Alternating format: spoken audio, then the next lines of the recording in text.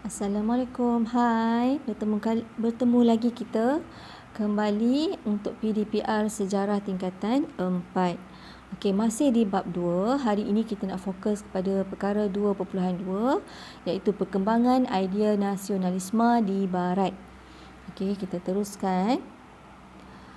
Kembangan idea nasionalisme di barat ni merujuk kepada nasionalisme anti raja sebenarnya. Kita boleh rujuk kepada yang berlaku di revolusi keagungan di England pada 1688 dan juga revolusi Perancis pada 1789, iaitu penentangan terhadap pemerintahan beraja yang menjadi simbol penindasan yang menggugat hak dan kebebasan rakyat. So inilah nasionalisme anti raja. Kemudian kita ada nasionalisme di barat melibatkan revolusi Amerika pada 1776, iaitu perjuangan memperoleh kemerdekaan bagi Amerika Syarikat daripada penjajahan kuasa asing. Okey. So kita boleh tengok satu-satu ya. Revolusi keagungan di England yang berlaku pada 1688. Okey, idea revolusi perkembangan idea nasionalisme di barat ni turut mendapat perhatian daripada ahli falsafah Inggeris ya, iaitu pemikiran John Locke. Okey. Yang ada kaitan dengan penggubalan Bill of Rights. Nanti kita nak tengok selepas ini ya. Okey. Revolusi keagungan di England ni tercetus daripada sikap tindakan Raja James II yang membelakangkan parlimen semasa menggubal undang-undang.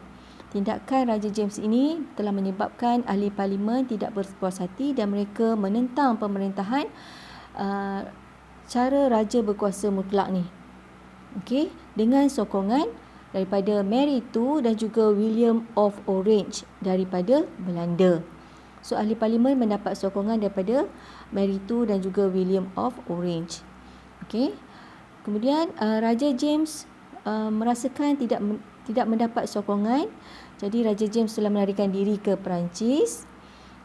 Kemudian berlakulah peralihan kuasa secara aman di England tanpa pertumpahan darah. Okey, kemudian pada waktu ini Mary II dan William of Orange memantapkan parlimen dan raja berperlembagaan di England. Kesannya terhasillah Bill of Rights. Bill of Rights ni telah digubal untuk memberi keutamaan kepada parlimen untuk menggubal undang-undang dan mengutip cukai. Okey, kemudian kita nak tengok kepada revolusi Perancis yang berlaku pada 1789. Okey. Revolusi Perancis ni juga bersifat tadi anti raja kan. Okay, tercetus daripada idea nasionalisme yang memperjuangkan kebebasan, persamaan dan persaudaraan oleh Jean-Jacques Rousseau dan juga Voltaire. Okay. Mereka ni menentang pemerintahan autokratik Raja Louis dan juga golongan bangsawan. Okay, penentangan terhadap pemerintahan autokratik Raja Louis dan juga golongan bangsawan.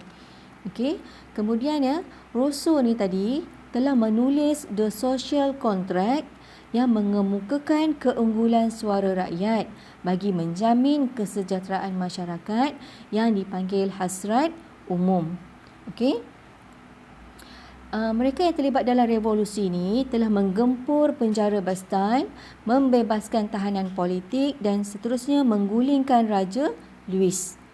Okey, dengan ini muncullah Republik Perancis. Muncullah Republik Perancis yang mengakhiri pemerintahan beraja di Perancis. Okey. Dan akhir sekali kita nak tengok tentang revolusi Amerika berlaku pada 1776. Okey. Revolusi Amerika ni berlaku disebabkan oleh orang Amerika menentang British kerana British tidak melindungi hak rakyat Amerika. Sebab apa?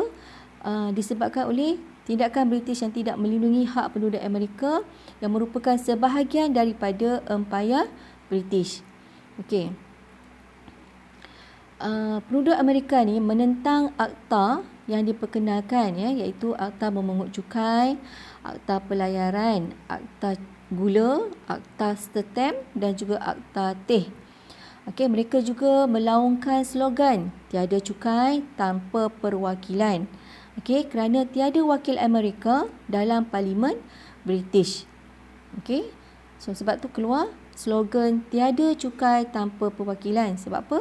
Tiada wakil Amerika dalam Parlimen British. Okey. Kemudian George Washington, satu kongres telah ditubuhkan di mana kongres tersebut diketuai oleh George Washington. George Washington mengisytiharkan perang terhadap British untuk memperjuangkan kemerdekaan Amerika. Okey. Kemudian berlakulah pengisytiharan kemerdekaan Amerika yang ditulis oleh Thomas Jefferson dan diluluskan pada 1776. Okey, pengisytiharan kemerdekaan Amerika oleh Thomas Jefferson telah diluluskan pada 1776. Okey. Pengisytiharan kemerdekaan Amerika tersebut menegaskan bahawa sekiranya sesebuah kerajaan tidak dapat menjamin hak kehidupan, kebebasan dan kebahagiaan, maka menjadi hak penduduk untuk membentuk kerajaan baru. Okey. Kemudian berakhirlah Revolusi Amerika pada tahun 1783 apabila British mengakui kemerdekaan Amerika dan sebanyak 13 buah bekas tanah jajahan tersebut digabungkan dan diberikan nama baru sebagai Amerika Syarikat. Okay? Dan seterusnya telah memperkenalkan sistem pemerintahan demokrasi. Okey.